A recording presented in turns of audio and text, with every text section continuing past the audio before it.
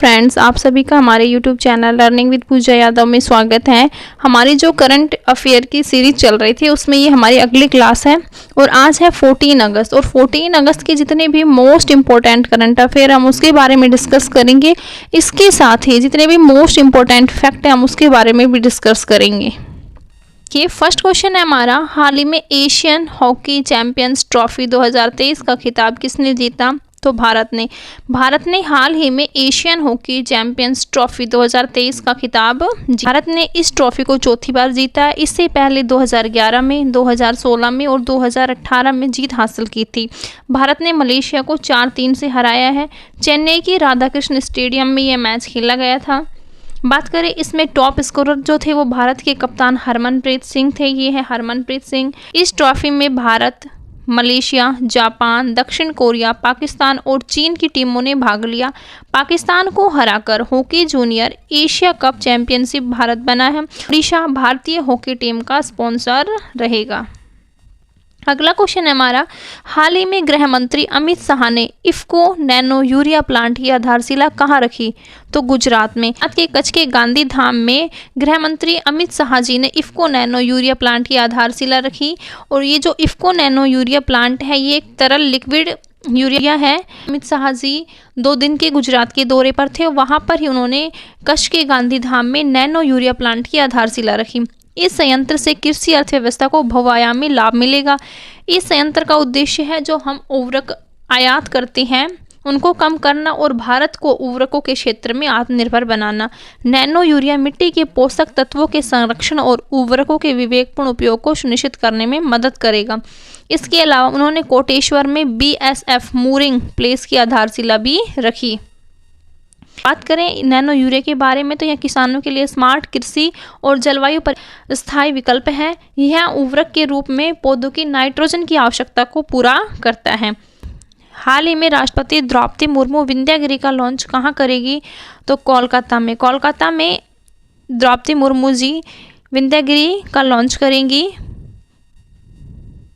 एक प्रोजेक्ट युद्धपोत है। इसे कोलकाता के golden ridge ship builders and engineers limited में लॉन्च किया जाएगा। इसका नाम कर्नाटक की एक पर्वत श्रृंखला के नाम पर रखा गया है।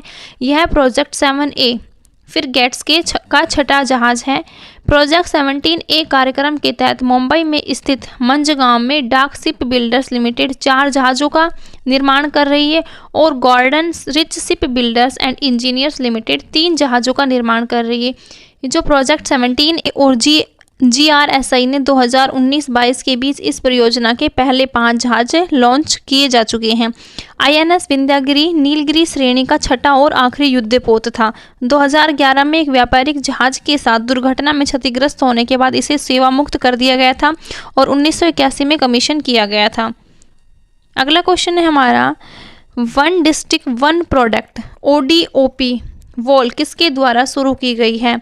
तो वाणिज्य और उद्योग मंत्रालय में आंतरिक व्यापार संवर्धन विभाग के द्वारा ODOP वॉल का शुभारंभ किया गया है। हाल ही में वन डिस्ट्रिक्ट वन प्रोडक्ट और दीनदयाल अंत्योदय योजना राष्ट्रीय ग्रामीण आजीविका मिशन के साथ मिलकर शुरुआत की गई है। ODOP का उद्देश्य देश के सभी जिलों में संतुलित क्षेत्रीय विकास को बढ़ावा देना और देशवासियों को आत्मनिर्भर बनाना है। इस कार्यक्रम के तहत प्रत्येक जिले से एक अद्वितीय उत्पादन का चयन किया जाएगा और जिसे ब्रांड बनाकर प्रचार किया जाएगा। इस तरह देश भर में उत्पादों की विविध श्रृंखलाओं को प्रदर्शित किया जाएगा। यानी इसमें प्रत्येक जिले के एक उत्पादन का चयन कर लिया जाएगा, उसके बाद उसे फिर विभिन्न प्रकार के ब्रांड से उसका प्रचार करवाया जाएगा और फिर इससे हमारे जो देश के विभिन्न हिस्से हैं वहाँ के उत्पाद हैं उनकी एक विविध श्रृंखला बनाई जाएगी। में हथकरघा और हस्तशिल्प सहित उत्पाद भी शामिल होंगे। ग्रामीण स्वयं सहायता समूह की महिलाओं के स्वदेशी शिल्प और कार्यकारी को बढ़ावा देने के लिए इसमें उत्पादों को सरस उपस्थिति को बढ़ावा दिया जाएगा। बात करें ODOP के बारे में तो यह वाणिज्य और उद्योग मंत्रालय के उद्योग और आंतरिक संवर्धन विभाग के तहत एक पहल की गई थी। ODOP प्रधानमंत्री सूक्ष्म खाद्य उद्यम योजना की औपचारिकरण के अंतर्गत अपनाया गया था।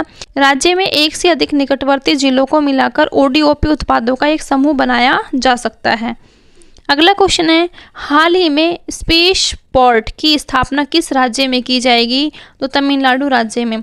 तमिलनाडु राज्य में जल्द ही एक नया स्पेस पोर्ट लॉन्च किया जाएगा। तमिलनाडु के कुलशेखरमपट्टिनम में एक नए स्पेस पोर्ट की स्थापना को स्वीकृति दी गई है। इसे इसरो द्वारा विकसित किया जा रहा है। यह स्पेस पोर्ट का उपयोग लघु उपग्रह प्रक्षेपण यान यानी SSLV के प्रक्षेपण के लिए किया जाएगा। SLV के बारे में बात करें तो इसकी फुल फॉर्म है स्मॉल सैटेलाइट लॉन्च व्हीकल। यह एक छोटा लिफ्ट लॉन्च वाहन द्वारा इसे विकसित किया जा रहा है। यह 500 किलोमीटर तल कक्षा में 500 किलोग्राम उपग्रह का प्रमोचन करने में सक्षम है। तमिलनाडु के बारे में तो यहाँ पर लोकेट है तमिलनाडु की राजधानी है चेन्नई। इसके राज्यपाल है रविंद्र नारायण रवि। मुख्यमंत्री है M.K. स्टालिन। लोकसभा की इसमें 39 सीटें हैं और राज्यसभा की 18 सीटें हैं। राजभाषा है इसकी तमिल। इसका नृत्य है भरतनाट्यम। अगला क्वेश्चन है हमारा, हाल ही में UPI चलेगा 3.0 किसके द्वारा लॉन्च किया गया? तो national payments corporation of India NPCI के द्वारा UPI चलेगा 3.0 लॉन्च किया गया है। लेन देन के लिए एकीकृत भुगतान इंटरफेस का उपयोग में और भी आसानी करना। 2020 में इस वित्तीय साक्षरता सलाहकार समिति FLAC के मार्गदर्शन में शुरू किया गया था। इसके पहले और दूसरे संस्करण की सफलता के बाद UPI की पहुंच को बढ़ाने के लिए इसे लॉन्च किया गया है। अभियान को पूरक बनाने के लिए www.UPI चलेगा कॉम एक माइक्रो साइट भी बनाई गई है। इसके माध्यम से UPI लाइट, UPI ऑटो और इंटरऑपरेबिलिटी के बारे में गहन जानकारी प्राप्त कर सकते हैं। अगला क्वेश्चन है, पहला WHO पारंपरिक चिकित्सा वैश्विक शिखर सम्मेलन कहाँ आयोजित किया जाएगा? तो गांधीनगर गुजरात में पहला पारंपरिक चिकित्सा वैश्विक शिखर सम्मेलन आयोजित किया जाएगा। पहला WHO पारंपरिक चिकित्सा वैश्विक शिखर सम्मेलन 17 और 18 अगस्त 2023 को गांधीनगर गुजरात में इस आयोजन होगा। पारंपरिक चिकित्सा पर राजनीतिक प्रतिबद्धता और साक्ष्य आधारित कार्रवाई को बढ़ावा देने के लिए इसे G20 स्वास्थ्य मंत्री से यह बैठक के साथ आयोजित किया जाएगा। बात करें इसकी अध्यक्षता के बारे में तो वैश्विक शिखर सम्मेलन की सह मेजबानी WHO और भारत सरकार के द्वारा इसकी अध्यक्षता की जाएगी।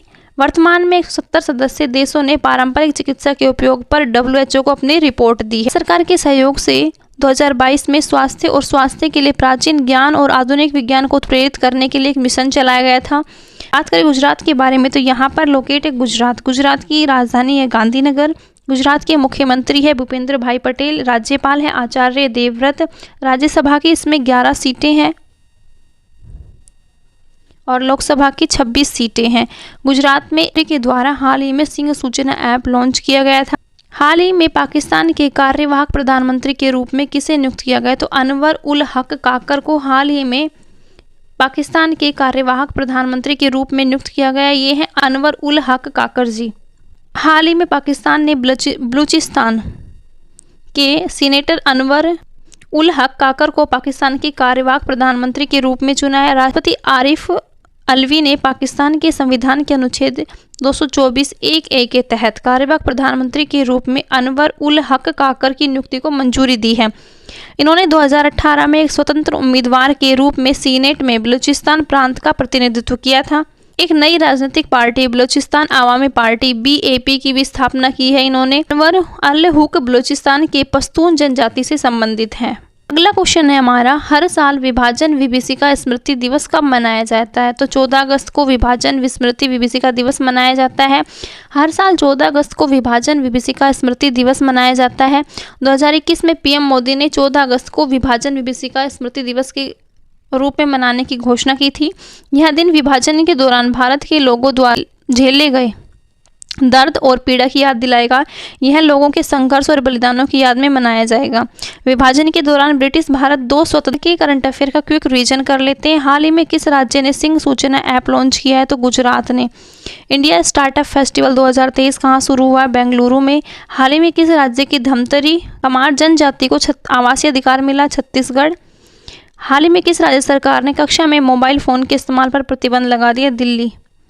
हाल ही में किसने स्वतंत्रता दिवस पर हर घर तिरंगा बाइक रैली को हरी झंडी दिखाई? जगदीप धनखड़। हाल ही में CM सोलर मिशन किस राज्य में शुरू किया गया? मेघालय में। हाल ही में मानसून पुस्तक किसके द्वारा लॉन्च की गई? तो कविराज नायक अभय कुमार के द्वारा। हाल ही में लाइफ टाइम अचीवमेंट अवार्ड किसे मिला है? सुभाष रुनवाल जी को। विश्व हाथी दिवस कब मनाया जाता है? 12 अगस्त को।